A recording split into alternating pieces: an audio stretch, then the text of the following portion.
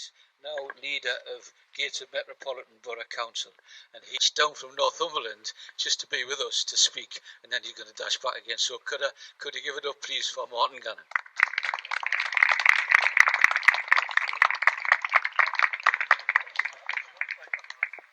It sounds much better than it is. It's a fabulous boomer, but we have a caravan of a boomer, so my daughter's up there.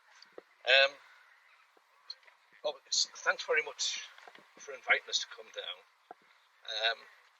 Kevin, when he made the introduction, was saying when it was published, I was telling people we have about 11 years to make the changes necessary to make sure that we don't have irreversible change. That's why Gateshead Council at that time passed a resolution that we declared a climate emergency. We're under pressure to do so. People circling the civic centre, you lot, on bikes blocking the roads. But it was something that actually was raised within the Labour group of Gateshead Council prior to those protests taking place. It was something that we wanted to do. It hasn't been easy, as I'm sure you're aware from some of the issues we had just 2 weeks ago, where we had to make changes to the road system, not because of climate change, although climate change is on our agenda, but because of air quality issues. 400 people a year are dying on Tyneside because the air kills them because we're clogging the roads with traffic, and we need to do something about that. We're being made to do it by European legislation. We shouldn't be made to do it. We should be doing it anyway, but at least I can politically fall back on the excuse of the government is making us do these things because international regulations are making them doing it, but the fact is it's going to happen. The fact is that the Tyne Bridge will close down to one lane, the flyover in Gateshead will have to close, and we then have 8 lanes of traffic trying to get across one lane on the Tyne Bridge. So people will have to make change. Kevin also mentioned the issue about poverty, about the fact that so many people already around the world are suffering and dying. I read another report which said that it was actually by I'm trying to remember the name of the report, and some people I'm sure will have read it, but he was the chief of the defence staff in Australia, where he was discussing the geopolitical consequences of climate change.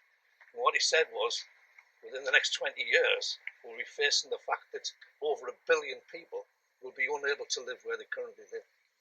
Now, we've seen how the UK media, in the middle of a COVID crisis, with all the problems that we face, go absolutely berserk about a few desperate families who are so desperate they squeeze themselves into dinghies to travel across the English Channel to escape poverty. And I say that, like many of us here, Mary, Kevin and others who come from Irish families who escaped poverty in the 1840s, they were economic migrants.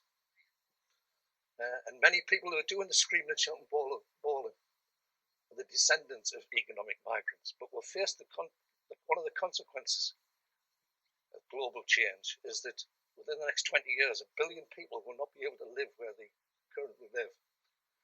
And the consequences of that in terms of conflict. This is why he was seeing it from a military perspective, that it throws the dynamics of global politics into real problems. And the issue is about poverty. People are fleeing poverty. We haven't quite got 400 people here. I also read that 400 people, it depends how you calculate these things, but about 400 people own 50% of the world's wealth. That's a pretty staggering figure, really, isn't it? When you think about it. You can get them in one room. What it means is that the other 50% is shared between 6 billion people.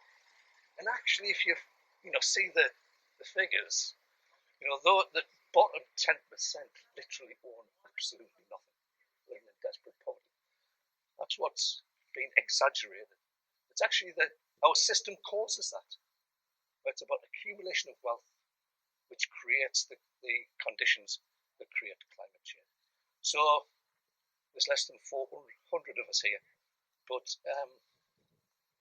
we're right and they're wrong. And I don't know who it was who said it, but there's nothing as powerful as an idea that time has come. Actually, if nobody else said it, I've said it.